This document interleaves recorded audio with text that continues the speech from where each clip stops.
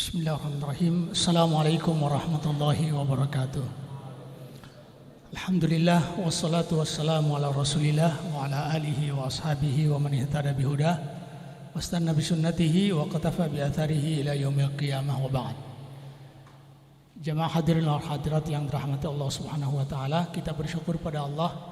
Pada malam hari ini kita sudah masuk malam yang ke-13.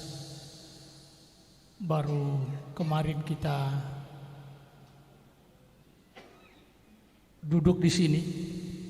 Di awal kita menyampaikan ceramah dan sekarang sudah malam yang ke-13. Tidak terasa. Semoga ibadah yang telah kita laksanakan diterima oleh Allah Subhanahu wa taala dan Allah masih beri kesempatan kepada kita untuk menjalani hari-hari Ramadan yang akan datang. Jemaah sekalian yang dirahmati Allah Subhanahu wa taala, selanjutnya salawat beserta salam kita haturkan kepada Nabi kita Nabi Muhammad sallallahu alaihi wasallam, kepada para sahabatnya, para keluarganya, para pengikut setia beliau hingga yaumil qiyamah. Jemaah sekalian, seorang muslim itu dituntut untuk memiliki kecerdasan dan mengasah kecerdasan, baik kecerdasan intelektual maupun kecerdasan spiritual atau kecerdasan ruhiyah, dan ini yang paling penting. Dan Nabi sampaikan bahwa indikator kecerdasan seseorang itu bukan dilihat dari gelar akademik yang bersusun-susun yang dia capai, juga bukan karena kemampuan retorika dia yang di atas rata-rata. Namun sesungguhnya ada konsep kecerdasan yang telah Nabi tawarkan sebagai seorang muslim yang cerdas. Al-kayyisu mendana nafsahu. Orang yang cerdas itu, yang bahasa Arab kuis, padahal al-kayyis, orang cerdas itu mendana nafsahu. Orang yang pertama, indikator pertama kecerdasan adalah orang yang dana nafsahu, introspeksi dirinya. Dan yang kedua adalah wa amila lima ba'dal maut, dan dia beramal orientasinya adalah setelah kematian. Orang kalau dua hal ini dia lakukan, menurut Nabi dia adalah orang yang kayyis, orang yang cerdas. Yang pertama introspeksi, menghitung-hitung dirinya, dan yang kedua adalah beramal orientasinya akhirat. Jemaah sekalian yang dirahmati Allah Subhanahu wa taala, dan hal yang perlu untuk kita introspeksi, hitung-hitung dan perhatikan ini adalah masalah waktu yang bergulir begitu cepat. Baru kemarin saya di sini mengawali Ramadan, berdiri di tempat ini, dan sekarang sudah hari yang malam yang ke-13. Padahal masih segar ingatan, dalam satu hari itu 24 jam kali 13. Tapi seakan-akan baru kemarin saya berdiri di tempat ini. Makanya Hasan Al-Basri mengatakan bahwa dunia itu, hari-hari di dunia ini cuma 3. Yang pertama kemarin, amsi, bahwa dia sudah berlalu. Kemudian yang akan datang, dan itu kita tidak punya kemampuan untuk mengatur yang akan datang, karena itu memang di tangan Allah Subhanahu wa taala. Dan yang ketiga adalah hari ini. Ini milik kita.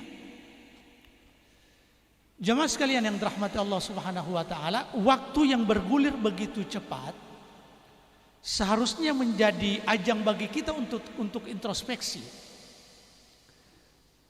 Jangan sampai cepatnya berlalu waktu ini, secepat orang-orang akan menghilang dari masjid. Huwallazi ja'ala al-laila wan-nahara khilfatan. Dialah yang menciptakan malam dan siang silih berganti untuk siapa? Liman arada ayyatadzakkara au arada liman arada ayyadzakkara au arada syukura. Yang ingin mengingat-ingat dan ingin bersyukur. Jemaah sekalian yang dirahmati Allah Subhanahu wa taala, bulan Ramadan yang perlu untuk kita evaluasi. Jangan sampai kita akan merugi di akhir nanti setelah Ramadan berlalu, lalu kemudian kita merugi dan tidak mendapatkan apa-apa dari datang dan perginya Ramadan. Sebab sebagaimana hadis yang telah kita sering dengarkan, bahwa betapa merugi rogima anfu rojulin. Ini model bahasa Arab yang sesungguhnya artinya adalah merugi. Robungato ulingotau-ngota. Rogima anfu rojulin. Celakalah seseorang. Adraka Ramadan, dia menjumpai Ramadan, kemudian Ramadan pergi, kemudian walam yughfar lahu, dan tidak diampuni. Maka perlu kita evaluasi waktu Ramadan yang berlalu begitu cepat ini, yang sekarang sudah malam yang ke-13, dan ini yang disebut oleh Allah Subhanahu wa taala, sering kita sampaikan, ayyaman ma'dudat. Ini dalam Al-Quran, ayyaman ma'dudat dua modelnya. Yang pertama ayyaman ma'dudah, berakhir dengan huruf ta marbutah, dalam surat Al-Baqarah dan dalam surat Ali Imran 2 kali disebut. Kemudian ayyaman ma'dudat, wa qalu lan tamassana an-naru illa ayyaman ma'dudah. Orang-orang Bani Israel mengatakan apa tadi saya baca? Lan tamassana an-naru illa ayyaman ma'dudah. Mereka mengatakan bahwa kami tidak akan disentuh oleh api neraka kecuali ayyaman ma'dudat, hari-hari tertentu. Dalam ayat yang lain, illa ayyaman ma'dudat ada ta. Kemudian juga di surat apa ini tentang haji, wadhkurullaha fi ayyamin ma'dudat. Kemudian ayat puasa ayyaman ma'dudat. Lalu apa perbedaan antara ayyaman ma'dudah dengan ayyaman ma'dudat? Ada alif dengan ta. Jemaah sekalian yang dirahmati Allah Subhanahu wa taala, dari sisi kebahasaan bahwa yang dimaksud ayyaman ma'dudah ini tentu ayyaman ma'dudat jam'u qillah. Jam'u qillah itu jamak yang menunjukkan sedikit. Ayyaman ma'dudah, dia sedikit tapi tidak tahu sifatnya dan waktunya. Makanya orang-orang Bani Israel mengatakan bahwa kami tidak akan disentuh oleh api neraka kecuali hari-hari tertentu saja. Beberapa hari, tidak tahu kalau berapa hari. Tapi kalau ayyaman ma'dudat, dia terukur. Sifatnya kita tahu, kapan dan waktunya terukur. Makanya Allah Subhanahu wa taala sebutkan tentang haji, wadhkurullaha fi ayyamin ma'dudat. Berzikirlah kepada Allah di hari-hari tertentu. Yang dimaksud dengan di hari-hari tertentu itu adalah ayyamut tasyrik, hari-hari tasyrik, tanggal 8, 9, ayyamut tasyrik 11, ayyamut tasyrik kalau tarwiyah tanggal 8, 9 nahar, kemudian 10 nahar, hari tarwiyah Arafah, kemudian nahar. Ayyamut tasyrik 11, 12 dan 13. Yang 13 ini orang yang ingin faman ta'ajjala fi yaumaini fala itsma alaih wa man ta'akhkhar dan seterusnya. 11, 12, 13 ini yang disebut dengan ayyaman ma'dudat, terukur. Dengan puasa ayyaman ma'dudat, hari yang terukur. Hari berbilang beberapa hari, dan beberapa hari itu sudah kita tahu kapan itu. Untuk yang ayat ayyamin ma'dudah itu berbicara tentang Bani Israel, yang Bani Israel itu mengatakan tentang 40 hari yatihuna fil ard, sehingga juga sudah terukur. Ini masalah kebahasaan, meskipun kita tidak terlalu tahu dan tidak mendalam, maka tidak apa-apa. Hanya kecuali kalau orang yang konsen di situ dan memiliki basic pengetahuan bahasa Arab. Hanya yang paling terpenting adalah dari penjelasan kebahasaan ini kita bisa menyadari bahwa sesungguhnya ayyaman ma'dudat dalam ayat puasa adalah hari yang terukur, hari yang kita tahu kapan mulai dan kapan berakhirnya, sehingga kita punya kesiapan. Bahasa Al-Quran ayyaman ma'dudat, pertama ini adalah bagian dari tasywiq, supaya orang merasa tertarik dengan hari yang berbilang hari, beberapa hari saja, kemudian dia memiliki kesiapan untuk mengisi hari-hari tersebut. Dalam penerapan ayyaman ma'dudat dalam ibadah kita, kalau kita sudah mulai bosan dengan sholat yang cukup lama, sementara di tempat-tempat yang lain kita baru azan, mereka sudah start sholat isya. Kita selesai sholat isya, mereka sudah selesai tarawih. Tentu sebagai manusia biasa terpengaruh, dan mulai pada saat kita beribadah sudah mulai malas. Maka ketahuilah atau ingatlah, ketika kemalasan itu datang, ingat firman Allah Subhanahu wa taala, ayyaman ma'dudat. Hari-hari tertentu saja, tidak lama ini.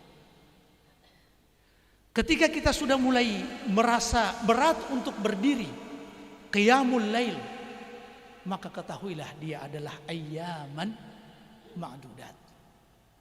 Ketika kita sudah mulai bosan, selalu ada penyampaian infak, zakat, sedekah dari Papin ke GDR dan seterusnya.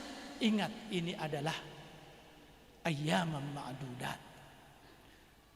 Ketika kita sudah mulai bosan, terutama ibu-ibu yang mempersiapkan sahur dan buka puasa kepada keluarganya, ingat bahwa ini adalah ayyaman ma'dudat.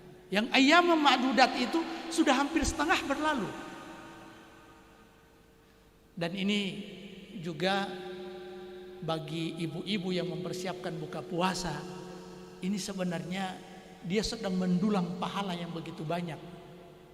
Karena kata Nabi, man fattara sha'iman, siapa yang memberikan buka puasa kepada yang lain, maka dia akan mendapatkan pahala, dan pahala orang yang diberi buka puasa tersebut dan tidak dikurangi sedikit pun. Dan hitung-hitungannya itu secara otomatis di sisi Allah Subhanahu wa taala. Lalu bagaimana saya memberikan buka puasa? Seperti apa hitungannya? Ingat, hitungan di sisi Allah Subhanahu wa taala tidak pernah error. Mungkin panitia akan error, panitia mungkin lalai, tapi di sisi Allah Subhanahu wa taala, yauma tajidu kullu nafsin ma 'amilat min khairin muhdara. Diri ini akan mendapati apa yang dia lakukan itu muhdaran, hadir. Yauma tajidu kullu nafsin ma 'amilat min khairin muhdara. Kemudian wa ma 'amilat min su'in tawaddu anna bainahu wa bainahu amadan ba'idah. Dan hari di mana orang-orang setelah dia melaksanakan keburukan dan kejahatan, dia berharap dia dan kejahatan itu ada jarak yang begitu jauh. Oleh karena itu jamaah sekalian yang dirahmati Allah Subhanahu wa taala, malam ini malam yang ke-13. Besok sudah malam yang ke-14. Lusa malam yang ke-15. Setelah lusa malam senggol dan seterusnya. Ikhwah sekalian yang dirahmati Allah Subhanahu wa taala, sehingga ini yang perlu untuk kita evaluasi. Barangkali ayyaman ma'dudat ini adalah ayat Allah Subhanahu wa taala yang akan menguatkan kita ketika sudah mulai ada kemalasan dalam beribadah kepada Allah Subhanahu wa taala. Ketika kita sudah mulai bosan dengan rutinitas dan aktivitas ibadah yang itu-itu saja, apalagi dilakukan dengan berdiri, maka ketahuilah bahwa sesungguhnya ayyaman ma'dudat akan menjadikan apa yang kita rasakan itu semakin ringan, insya Allah. Dan itu yang dimaksudkan oleh Allah Subhanahu wa taala dengan ayyaman ma'dudat, hari-hari berbilang, beberapa hari saja, dan dia menunjukkan jamak qillah, jamak yang sedikit, tapi kemudian terukur sehingga orang tahu kapan dia berakhir. Nah, kalau orang sudah mulai hitung, dia tahu 12 hari berlalu, sekarang masuk 13, maka dia akan semakin punya kesiapan. Dan ketahuilah bahwa 10 hari pertama di bulan Ramadan itu baik, tapi lebih baik lagi 10 hari kedua di bulan suci Ramadan, dan lebih baik lagi 10 hari ketiga di bulan suci Ramadan. Ini saja yang bisa kami sampaikan pada kesempatan kali ini. Semoga ayyam ma'dudat yang sering kita dengarkan itu akan menambah ruhiyah kita dalam beribadah dan merangkai ketaatan kepada Allah Subhanahu wa taala. Dan saya akhiri, subhanakallahumma wa bihamdik, asyhadu an la ilaha illa anta, astaghfiruka wa atubu ilaik. Wassalamualaikum warahmatullahi wabarakatuh.